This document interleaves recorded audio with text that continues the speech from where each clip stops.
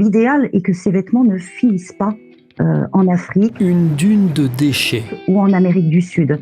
Le circuit est engorgé, d'où ces décharges sauvages. Donc il y a plusieurs destins pour ces vêtements qui sont de plus ou moins bonne qualité.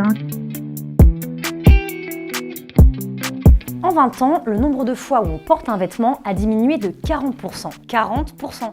En France, 210 000 tonnes de vêtements ou de chaussures usagées sont chaque année jetées dans des conteneurs de tri. Ce qu'on a voulu savoir, c'est si un pull jeté à Nice, tiens, dans ce conteneur par exemple, pouvait avoir une destinée locale. On a remonté le fil et il nous a conduit à Contes, dans les locaux d'Abi06. Abi06, c'est une association qui collecte environ 1200 tonnes de textiles usagés par an. La suite, c'est la directrice d'Abi06 qui nous la raconte. Tout le linge qui est collecté arrive donc à l'entrée de l'entrepôt. Il est pesé pour assurer toute la traçabilité évidemment des flux. Il va subir une première étape que nous on a appelée le craquage pour permettre d'éliminer tout ce qui va relever de la déchetterie.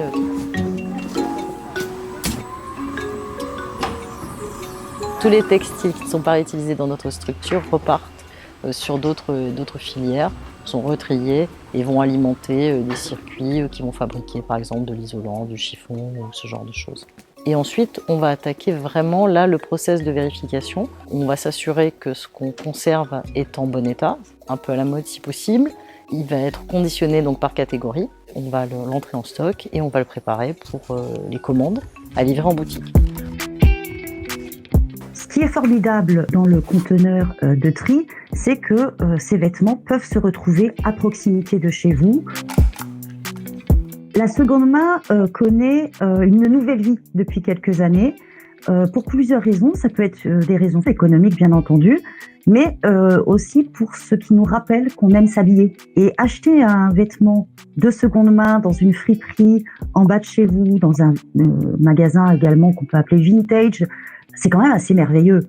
Parce que si on s'habille, c'est quand même pour se faire plaisir, pour se sentir mieux, pour se sentir bien, pour se sentir beau. Redonner une seconde vie à un objet, c'est quand même quelque chose de magnifique. Selon une récente étude, le marché de la mode d'occasion croît 11 fois plus vite que celui du commerce traditionnel. Et vous, est-ce que vous achetez des vêtements de seconde main?